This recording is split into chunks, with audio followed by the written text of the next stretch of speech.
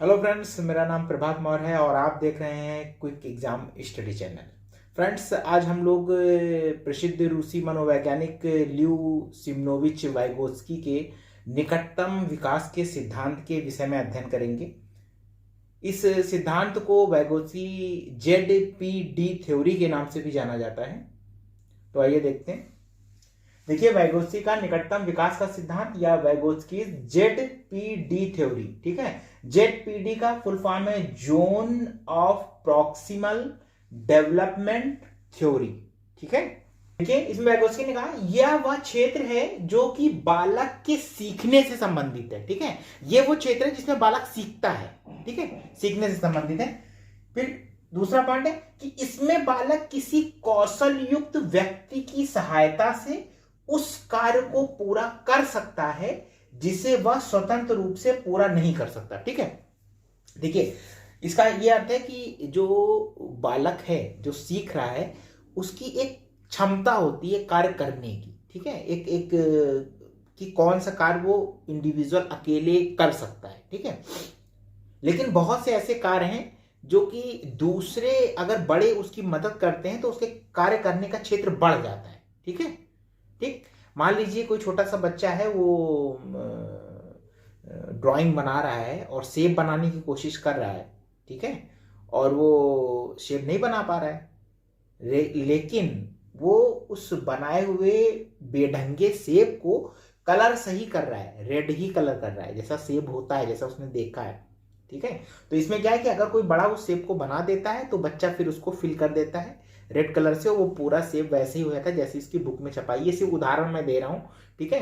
कौशल जो दूसरा व्यक्ति जो बना लेता है, कौशल व्यक्ति, वो उसकी सहायता कर सकता है। तो उससे क्या होता है कि बच्चे क्राइटेरिया, जो बच्चे का सीखने का जो एरिया है वो बढ़ जाता है। क्योंकि अभी क्या था कि बच्चा जो सेब बना रहा था उसका आकार सही नहीं था, कलर सही भर रहा था, नाम सही लिख रहा था, ठीक है।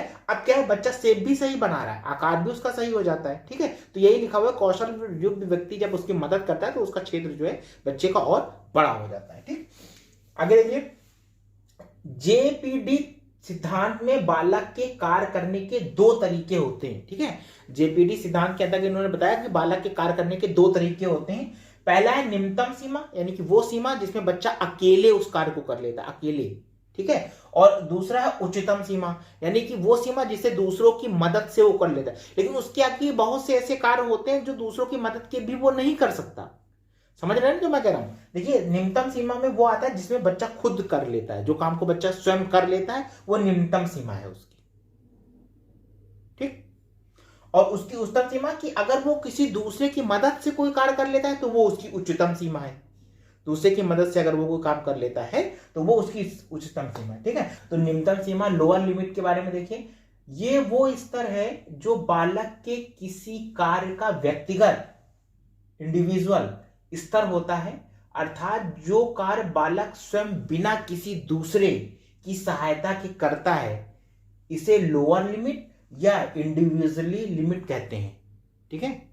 यानी कि ऐसा कार्य जो कि बालक बिना किसी दूसरे की मदद के करे, ठीक। अब यहाँ पे हम सिर्फ बालक के पढ़ने से उदाहरण लेते हैं। जैसे बालक मान लीजिए कि मैथ लगा रहा है, तो उसमें उसे सवाल दिया गया, उन सवालों में सिर्फ उसको जोड़ना है, ठीक है। जोड़ने का एक सिंपल सा सवाल दे दिया गया, वो कर लेता है, ठीक है। प्लस करना है उसको, वो बहुत आराम से कर लेता है, कोई उससे समस्या नहीं होती, ठीक। ये इसका उदाहरण हो गया।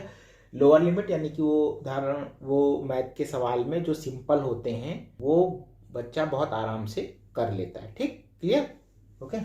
आइए दूसरा देखिए, उच्चतम सीमा या हायर लिमिट, ठीक है। जब बालक किसी कार्य को करने में बाहरी मदद लेता है तो उसे हायर लिमिट कहते हैं, ठीक है। इसे इंटर साइकोलॉजिकली लिमिट भी कहते हैं, ठीक है। इंटर साइकोलॉजिकली लिमिट भी कहते हैं क्योंकि इसमें वह समाज यानी कि समाज के अंतर्गत जो लोग हैं, जैसे मित्र हो गया, माता पिता हो गए या अध्यापक हो गए, ठीक है, की भी मदद लेता है, ठीक। क्लियर। तो इसमें यह बताया गया है कि बच्चा जो कार्य करने में बाहरी मदद, यानी ऐसा कार्य जो बच्चा स्वयं से नहीं कर सकता, यही तो बोल रहा है ना जो क्वेश्चन ने। पहले में क्या था कि निम्न सीमा में ऐसा कार्य वो जो व्यक्तिगत रूप से पूर्ण रूप से कर सकता है। अब देखिए पहले में जो निम्नतम सीमा है उसमें क्या है कि बच्चा किसी भी मैथ के सवाल को जो नॉर्मल होते हैं जिसमें जोड़ना होता है, घटाना होता है, गुणा करना होता है या भाग करना होता है, उसको बहुत आराम से कर लेता है। ये उसकी निम्नतम सीमा है, ठीक है। अब उच्चतम सीमा में क्या है, कोई ऐसा सवाल जिसमें उसको कोई भी चीज रूपांतरित करनी हो, जैसे घंटे और मिनट का सवाल आ गया, ठीक है, घंटे और मिनट का सवाल आ गया, तो उसे क्या करना है कि घंटे और मिनट, अब या तो मिनट को घंटे में बदलेगा या तो घंटे को मिनट में बदलेगा। अब ये उसके कार्यक्षेत्र से बाहर है, ठीक है, तो उसे किसी दूसरे की मदद लेनी पड़ेगी। अब वो चाहे मित्र हो, माता पिता करें या अध्यापक करें, ठीक है, ये बताया गया। और इनकी हेल्प से वो ये कार्य पूर्ण कर लेता है, बच्चा कर लेता है, ठीक है। तो जो पहले करता था वो उसकी निम्न सीमा थी, और किसी दूसरे की मदद से दूसरा करता है वो उसकी हायर सीमा है, ठीक है। अब एक दूसरा उदाहरण ले लीजिए। निम्न सीमा में बच्चा किसी खिलौने से खेलता है, ठीक है, किसी खिलौने, कार हो गई, मोटरसाइकिल हो गई, ट्रेन हो गई, उसको वो हाथ से चलाता है और उससे खेलता है, ठीक, ये उसकी निम्नतम सीमा है। अब अगर उसके जो फादर हैं वो अगर कोई उसे साइकिल गिफ्ट करता है, साइकिल, बच्चे की साइकिल बच्चे को गिफ्ट की जाती है, तो अब बच्चा पहले तो वो साइकिल हाथ से चला लेता था, जो कार है खेलने की खिलौने वो चला लेता था, लेकिन अब यहाँ उसे साइकिल चलानी है खुद उस पर बैठ के, तो उसे किसी दूसरे की मदद लेनी पड़ेगी, ठीक है, मित्र की, माता पिता की या फिर दूसरे सगे संबंधियों की। अब टीचर तो नहीं जाएगा पढ़ा चलाने की साइकिल, ठीक है।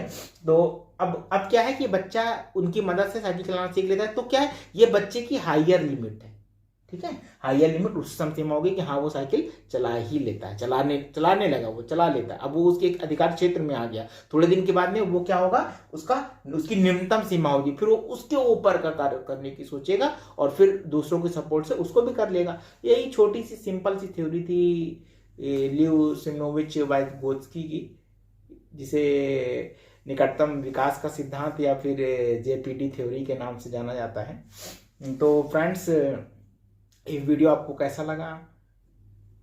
अगर आपको अच्छा लगा तो लाइक कर दीजिए। अगर आपने हमारा चैनल सब्सक्राइब नहीं किया है तो चैनल सब्सक्राइब कर लीजिए, बेल आइकन जरूर दबा दीजिए, जिससे हमारे आने वाले नए वीडियो का नोटिफिकेशन आप तक जल्दी पहुंचे। तो फ्रेंड्स, इसी के साथ ही इस वीडियो को समाप्त करते हैं और मिलते हैं एक नए वीडियो में एक नए टॉपिक के साथ। धन्यवाद।